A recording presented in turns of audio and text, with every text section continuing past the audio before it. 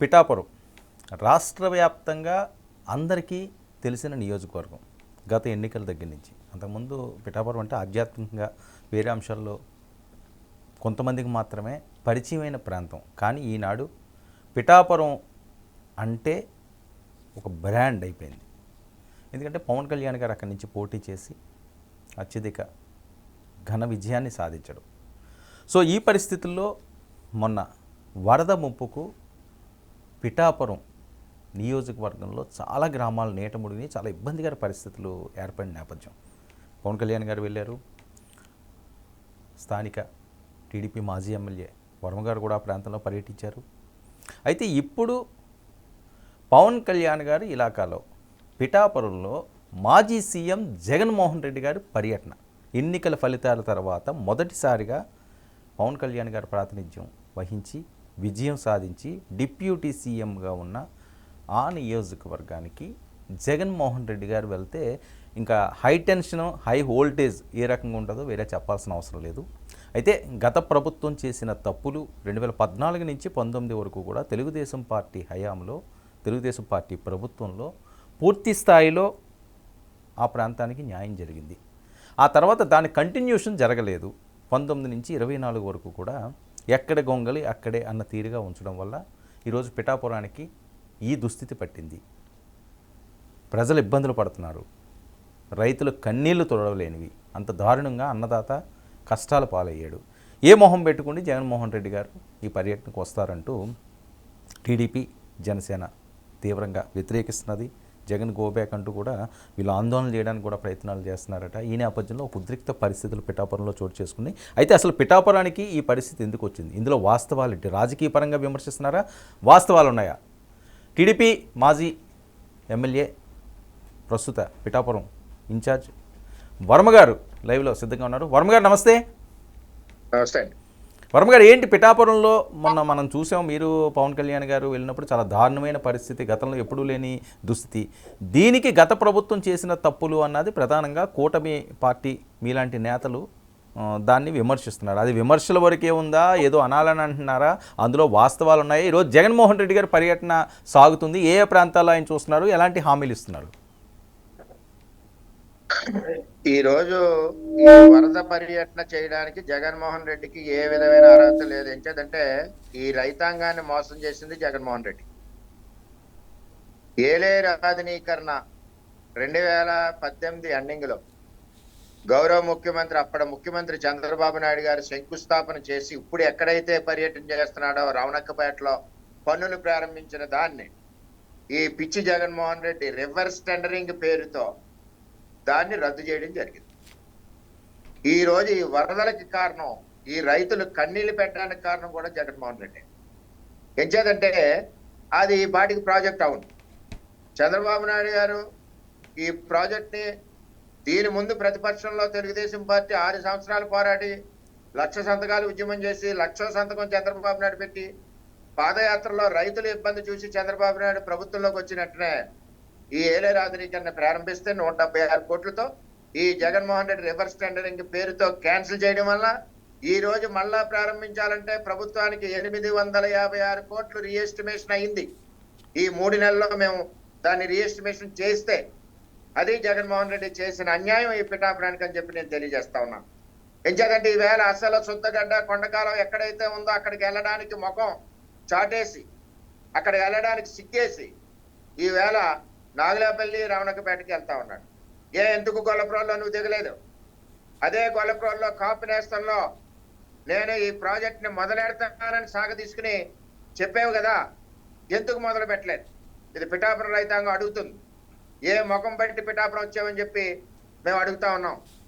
కానీ ఈవేళ మేము అసలు ఆపాలని అనుకున్నాం, సంస్కారం కాదని మేము ఆపలేదు. వేళ అసలు పిఠాపురంలో అడుగు పెట్టనీయం. అంటే ఒక మరి మాజీ ముఖ్యమంత్రిగా నువ్వు ఈ నియోజకవర్గానికి ఆధునీకరణ నిధులు వస్తే నువ్వు ఆపేశావు. అలాగే పురుషోత్తపట్నం చంద్రబాబు నాయుడు గారు మా నియోజకవర్గానికి 2 ఇబ్బందులు. నీళ్లు లేకపోతే ఎండిపోద్ది పిఠాపురం, వరదలు వస్తే మునిగిపోద్ది. 2 నష్టాలు కూడా రైతులే నష్టపోతారు. అది దృష్టిలో పెట్టుకునే చంద్రబాబు నాయుడు గారు పాదయాత్రలో రైతుల ఆక్రందన చూసి ప్రభుత్వం వచ్చిన వెంటనే 1800 కోట్ల రూపాయలతో పురుషోత్తపట్నం మొదలెట్టాం. 5 ఏళ్ళు సస్యశ్యామలంగా పండిన పురుషోత్తపట్నం జగన్మోహన్ రెడ్డి వచ్చాక ఆపివేయడం జరిగింది. అదేవిధంగా ఏలేరు ఆధునీకరణ ఆపివేయడం జరిగింది. నా సీటు సమయంలో కూడా నేను చంద్రబాబు నాయుడు గారిని అడిగింది ఈ 2 ప్రాజెక్టులే. అవును, పురుషోత్తపట్నాన్ని తిరిగి ప్రారంభించండి, అలాగే ఏలేరు ఆధునీకరణ మీరు ఇచ్చిన దాన్ని జగన్మోహన్ రెడ్డి ఆపివేశాడు, మళ్ళీ తిరిగి ప్రారంభించాలని నేను అడగడం, చంద్రబాబు నాయుడు గారు కూడా మాట ఇవ్వడం కూడా జరిగింది.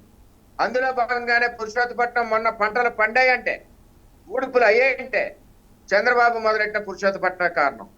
అదేవిధంగా ఆధునీకరణ ఈవేళ ముంపులు మునిగిపోయాయంటే, 1000 ఎకరాలు పోయినాయి అంటే, కోట్ల రూపాయల నష్టం వచ్చిందంటే దీనికి కారణం జగన్మోహన్ రెడ్డి. ఒక పిఠాపురమే కాదు, జగంపేట, పత్తిపాడు, పెద్దాపురం మొత్తం రైతాంగం యొక్క ఉసురు ఈ మాజీ ముఖ్యమంత్రి జగన్మోహన్ రెడ్డికి తగులుతుంది. కావాలని ఆపివేయడం జరిగింది. ఓకే, నువ్వు ఆ రోజు గొల్లప్రోల్లో మాట ఇచ్చింది, మాట ఎందుకు నిలబెట్టుకోలేదు? మాట నిలబెట్టుకోకుండా మళ్ళీ ఎందుకు వచ్చావు ఈ పిఠాపురం చెప్పి నేను అడుగుతా ఉన్నా. ఇంత రైతుల యొక్క బాధలు, ఇన్ని కన్నీళ్లు, ఇంత ఆర్థిక నష్టం జరుగుతుంటే నువ్వు తగుదునామా అని చెప్పి ఎలా పిఠాపురం వచ్చావు? రావడానికి సిగ్గు లేదా అని చెప్పి నేను అడుగుతా ఉన్నా. ఓకే. ముందస్తుగా మరి మీ మీద ఏమైనా హౌస్ అరెస్ట్లో లేకపోతే ఆ రకమైన పోలీసు బందోబస్తులు అలాంటివి ఏర్పాటు చేశారా?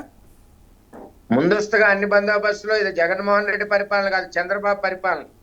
అతనికి మా చంద్రబాబు, మా పవన్ కళ్యాణ్ కంటే ఎక్కువ బందోబస్తు ఇచ్చారు ఈవేళ. అవునా? మేము ఇదే దాని మీద జగన్మోహన్ రెడ్డి నువ్వు ఎందుకు చెయ్యమని చెప్పి నియోజకవర్గం ఏలేరు ఆధునీకరణ మళ్ళీ ప్రారంభించాలి, ఇచ్చింది పాడు చేశారు, ఇళ్ళు రద్దు చేశారని మేము పాదయాత్ర మొదలెడితే 500 పోలీసులతో లాఠీచార్జ్ చేసి మా మీద కేసులు పెట్టి పోలీస్ స్టేషన్ తీసుకెళ్లి మమ్మల్ని అరెస్ట్ చేసిన ఘనత జగన్మోహన్ రెడ్డిది. ఇవాళ రైతులకి కన్నీళ్లు కార్చడానికి వచ్చాడు ఈయన. అవన్నీ కూడా దొంగ కన్నీళ్లు. ఈవేళ వచ్చింది కూడా మోసపూరిత పర్యటన. పిఠాపురం నియోజకవర్గానికి రైతులకి మోసం చేసిన వ్యక్తి, అన్యాయం చేసిన వ్యక్తి, ఈవేళ కన్నీరు పెట్టించిన వ్యక్తి జగన్మోహన్ రెడ్డి, వైఎస్ఆర్సీపీ పార్టీ. ఈవేళ ఎక్కడో 2 ఊళ్ళు సొంత ఊళ్ళకి వెళ్ళి ఈవేళ అక్కడ కన్నీళ్లు కాల్చి వెళ్ళిపోతున్నాడు. ఎంచేత ఎక్కడైతే సుత్తగడ్డ, కొండకాలవ ప్రాబ్లం ఉందో, ఎక్కడైతే జగనన్న కాలనీ పేరు ఇచ్చాడో 40 ఎకరాలు 15 కోట్ల స్కామ్తో వరదల్లో మునిగిపోయేది, వెళ్ళడానికి దారి లేనిది, 2000 సైట్లు ఇచ్చారో అక్కడికి వెళ్ళి చూడాలి జగన్మోహన్ రెడ్డి, ఇక్కడ కాదు. అది చూస్తే ఈవేళ వాళ్ళకి మంచినీళ్లు మనం పట్టుకెళ్ళలేని పరిస్థితి. అయినా సరే మనం వేరే విధంగా వాటిని ప్లాన్ చేస్తున్నాం, భోజనాలు పెడుతున్నాం, వాళ్ళకి నష్టం తీరుస్తున్నాం. నువ్వు ఆ వరదల్లో ఇల్లులు ఎలాగిచ్చావు? జగనన్న కాలనీలన్నీ కూడా పిఠాపురంలో నీటిమయం, కమిషన్ల కోసం ఈయన ఇచ్చాడు. ఆ విధంగా పిఠాపురాన్ని నష్టపరిచారు. ఈవేళ వరదలకి మునిగిపోవడానికి, ఈ కార్యక్రమాలకి జరగడానికి ముఖ్య కారణం జగన్మోహన్ రెడ్డి. ఓకే, వర్మ గారు, గతంలో దీనికి సంబంధించి మీరు ఏదో పాదయాత్ర కూడా పిలుపునిచ్చినట్టున్నారు కదా? ఇచ్చాడు. ఓకే, ఒక్క నిమిషం అండి, అది కూడా ఆ విజువల్స్ కూడా మన దగ్గర ఉన్నాయి, ఒకసారి ప్లే చేద్దాం. అది ప్లే చేయండి అమ్మా, అప్పుడు ఏం జరిగిందని.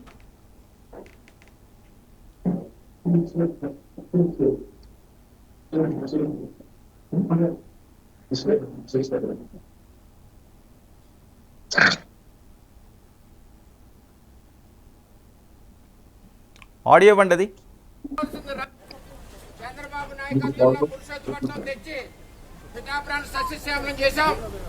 అదే విధంగా వరదలకు మునిగిపోతుంటే ఏలేరు వరదలకి మా పిఠాపురం రైతులకి ఏలేరు 2వ ఫేజ్ 140 కోట్లతో తెచ్చి రైతులను ఆదుకుని పనులు ప్రారంభిస్తే ఆ పనులు స్థానిక ఎమ్మెల్యే, ఎంపీ కలిసి టెండర్లు క్యాన్సిల్ చేశారు. మీ ఇష్టం వచ్చినట్టు టెండర్లు వేసుకోండి, మేము అడగం. 18 నెలల్లో ఎందుకు టెండర్ పిల్లలేదని అడుగుతున్నాం. వరదల్లో మునిగిపోతున్నాం. వరద రాకూడదని 2వ దశ మేము తీసుకొస్తే వరదల్లో మీ మానాన్ని మీరు పరండి రైతులని చెప్పి సముద్రంలో మమ్మల్ని కలుపుతున్నారు. మేము సముద్రంలోకి వరద నీరు కలిపితే మీరు ఆ వరద నీరులో రైతులు కలిపారు. మేము ఒకటి అడుగుతున్నాం, ప్రభుత్వం దృష్టిలో పెట్టడానికే మేము ఈ పాదయాత్ర చేస్తున్నాం. ప్రభుత్వానికి వినిపిస్తాం, తక్షణం కూడా ఫేజ్ 2 2వ దశ పనులు ప్రారంభించండి, మా రైతులను ఆదుకోండి. మొన్న 23,000 క్యూసెక్కులు ఎంపీ, ఎమ్మెల్యే అసమర్థత వల్ల మా పిఠాపురానికి వదలడం వల్లే మేమంతా సర్వనాశనం అయ్యాం. అటువంటి రైతన్న కోసం పాదయాత్ర చేయకూడదండి. పోలీసులతో అడగదొక్కుతారా? పోలీసులను ఎంతమందిని పెడతారు మా మీద? రైతులు ఎంత ఇబ్బంది పడుతున్నారు పిఠాపురాన్ని. ఎట్టి పరిస్థితుల్లోనూ కూడా రైతుల పక్షాన ఉంటాం. మీరు ఎన్ని అరెస్టులన్నా చేయండి, కేసులు పెట్టుకోండి. మేము ప్రభుత్వం దృష్టి పెట్టి ప్రభుత్వాన్ని దండం పెట్టి అడుగుతున్నాం, రిక్వెస్ట్ చేస్తున్నాం. మీరు ఎట్టి పరిస్థితుల్లోని ఏలేరు 2వ దశ ప్రారంభించండి. అది టీడీపీ ఐఎల్లో వచ్చింది కదా అని రద్దు చేయడం కాదు. ఇక్కడ కావాల్సింది రైతులు. జెండాలు 2 పక్కకు పెడదాం. దమ్ముంటే ఎమ్మెల్యే కూడా ఎంపీ కూడా నాతో పాదయాత్ర రండి. జెండాలు పక్క పెట్టి ప్రజలకు మేలు చేద్దామని చెప్పి నేను తెలియజేస్తాను. ఓకే, మీ అరెస్టులు అవి జరిగినాయి అండి అప్పుడు? అరెస్టులు జరగడం, మా మీద 4 కేసులు పెట్టడం కూడా జరిగింది. ఆ, ఎంచేదంటే సమస్యని పైకి ఎప్పుడు కూడా జగన్మోహన్ రెడ్డి ఎక్స్పోజ్ చేయనీలేదు. కేసులతో దాన్ని తొక్కేయడం, ఉక్కుపాతతో తొక్కేయడం జరిగింది. ఆయన కాపు నేస్తానికి వచ్చినప్పుడు కూడా మేము ఉన్న పోలీసులు మమ్మల్ని ఆపేశారు. రిప్రజెంటేషన్ వెళ్ళడానికి కూడా మాకు అప్పుడున్న ఎస్పీ కానీ కలెక్టర్ కానీ అనుమతి ఇవ్వలేదు. రిప్రజెంటేషన్, రైతుల రిప్రజెంటేషన్. ఇక్కడ కాపు నేస్తంలో నేను ఆధునీకరణ చేస్తానని చెప్పి మాట ఇచ్చాడు ఆయన. 2 నెలల్లో మొదలెడతానని చెప్పి మాట ఇచ్చి ఆ మాట కూడా నిలబెట్టుకోలేదు. అంటే 176 కోట్లతో అయిపోయే ప్రాజెక్టు ఈవేళ 850 కోట్ల రూపాయలకి టెండర్ ఎస్టిమేషన్ జరిగింది. అంటే దాన్ని బట్టి ఈ ప్రభుత్వానికి ఇటువంటి ఎంత అన్యాయం చేశాడో జగన్మోహన్ రెడ్డి అని చెప్పి నేను తెలియజేస్తా ఉన్నా. మరి చంద్రబాబు నాయుడు గారిని కోరితే ఈ ప్రాజెక్టు ఎట్టి పరిస్థితుల్లోనే నేను చేసి తీరుతానని చెప్పి ఆయన మాట పూర్వకంగా కూడా నా సీటు సమయంలో పబ్లిక్ మీటింగ్ లో మాట ఇచ్చారని చెప్పి మీకు తెలియజేస్తాను. ఓకే, ఇది ప్రశాంతంగా ఈ టూర్ జరిగే పరిస్థితి కనిపిస్తున్నదా అక్కడ? ఎందుకంటే జనసేన వాళ్ళు కూడా చాలా ఆగ్రహంగా వ్యక్తం చేస్తున్నారు. రైతులు తిరగబడుతున్నారు ఎక్కడక్కడ కూడా. దాదాలు సెక్యూరిటీ, ప్రైవేట్ సెక్యూరిటీ ఉంది. ఎవరిని వీడియోలు తీయట్లేదు. అంతా రైతులు తిరగబడతారు. ఎంత తిరగబడరు? అంతా జలమయం అయిపోయింది. జగన్ వలన జలమయం అంతే. టోటల్ మునిగిపాటు. బుడమేర మునిగిపోయింది విజయవాడ అంతా. ఇటు ఏలేరు కింద 5 నియోజకవర్గాలు మునిగిపోయినాయి. ఇంకా ఏది ఉన్నా సరే అన్ని కూడా అతను పట్టించుకోకుండా అశ్రద్ధతో ఓన్లీ లిక్కర్ వ్యాపారం మీద ఆధారపడడం వల్ల వచ్చిన నష్టాలన్నీ ఇవన్నీ.